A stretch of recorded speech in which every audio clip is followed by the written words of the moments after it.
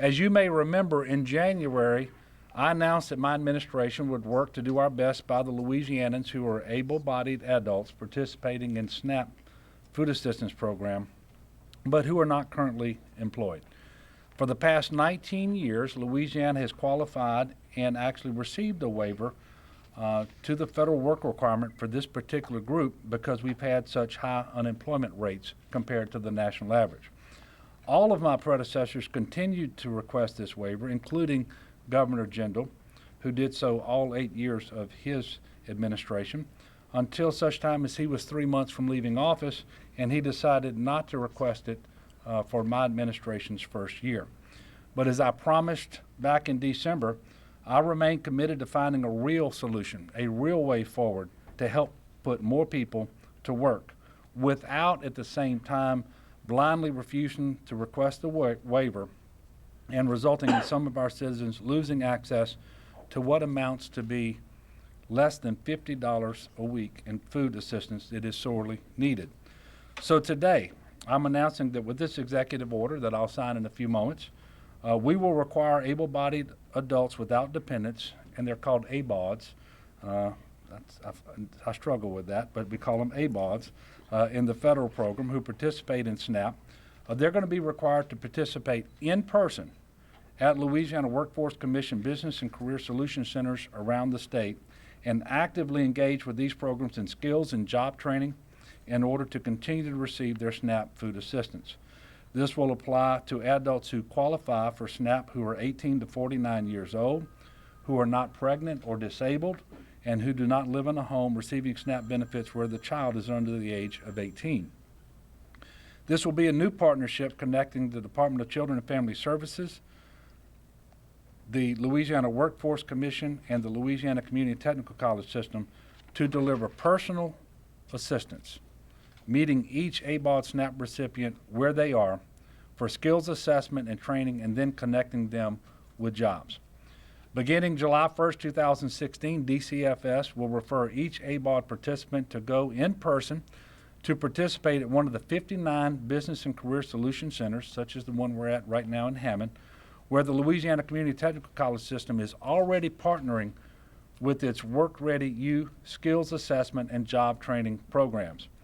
A counselor will meet each person, assess his or her skills, and help them with training and resume building and connect them to a job when they are ready.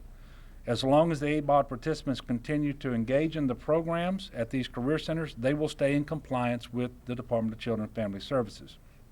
DCFS and the Louisiana Workforce Commission will communicate and recognize good cause exceptions where there are people genuinely trying to comply but who are facing difficulty with transportation or other hurdles. We already know, and this is the exciting part, we already know that these career centers are successful. In the year ending September 2015, these career centers helped to place more than 116,000 new hires in Louisiana jobs. In fact, I'm pleased to welcome Ms. Leslie Holmes here today. She's standing right beside me, who is a graduate of this center, the Tangipahoa Business and Career Solutions Center. Ms. Holmes was unemployed and participated in SNAP and came here in 2013. And today, she works as an administrative assistant at the Louisiana Community Technical College system at their North Shore Technical and Community College campus in Hammond. So, Ms. Holmes, thank you very much for being here, and we appreciate what you've done to improve your life, but also the state of Louisiana, and we want to make that opportunity available to thousands more across our state. The Louisiana Community Technical College system helps to run the Work Ready U program that already partners with these centers by co-enrolling people here and around the state. In fact, Work Ready U offers 200 adult education instructional sites around Louisiana, providing basic skills, remediation, and job training opportunities. We also know that the largest group of these ABOD participants we are seeking to connect with job opportunities are between 18 and 24 years old. Louisiana Workforce Commission has programs specifically built for this population to allow special federally funded incentives for disconnected youths, people who are out of school, and to help enhance their employment prospects. So this is a Louisiana plan. Louisiana values work. We all agree that it is best when people are able to find good paying jobs, but we also know the reality is that it is often difficult for many people to do that. Some of our workers face significant barriers and challenges. For example, a lack of appropriate training or a health problem or a problem finding transportation. We also know that Louisianans are a compassionate people. We don't turn our backs on our neighbors who face hardship. We look out for each other when times are tough. This new policy that I'm announcing today is not meant to hurt anyone, but to improve employment prospects and improve lives. The Department of Children and Family Services and Louisiana Workforce Commission will work with those who truly engage to participate and recognize when there is good cause for an exemption. Now, before I take your questions, I want to be clear about a couple of things. First, if you think that you could never find yourself in the situation of one of these able-bodied adults enrolled in SNAP, you should know this. In the 7 months between July 2015 and February 2016, in the parishes hardest hit by the oil recession, I'm talking about Lafayette, Iberia, and St. Mary, Louisiana saw an 11% to 14% increase in people coming to sign up for SNAP benefits.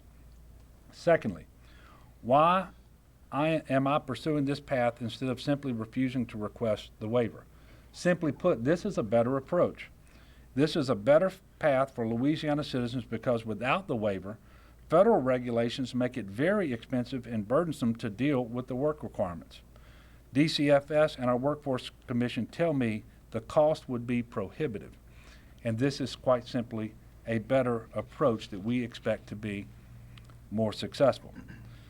Also, this is something we can do without legislation, without having to spend the extra money it would take to enforce and track and report back to the federal government if we were to stick to the federal work requirements.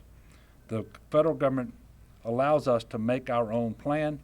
That's what we have done, and we look forward to the successful implementation of this plan, which will happen because of the hard work of all of the people who are going to be involved in this across the state of Louisiana. So with that, Leslie, if you'll excuse me, I'm going to come over here and sign this executive order. I'm going to sit down. And when I get finished, we're going to be joined, and I'm going to ask that Ava Dashwa speak, then Monty Sullivan, and then Ms. Terry Ricks. How many am I signing? All of these? Okay.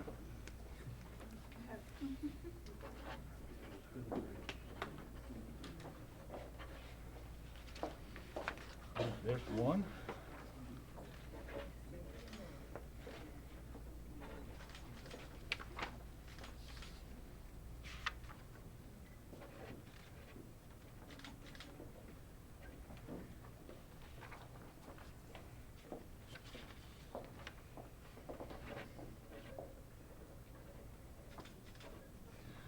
Okay, so the executive order has been signed. Ms. Ava, if you would, come on up. Thank you, Governor. Thank you all. Thank you so much, Leslie. Thank you all. We are very excited about this opportunity. I'd first like to recognize Brian Moore, our Director of Office of Workforce Development.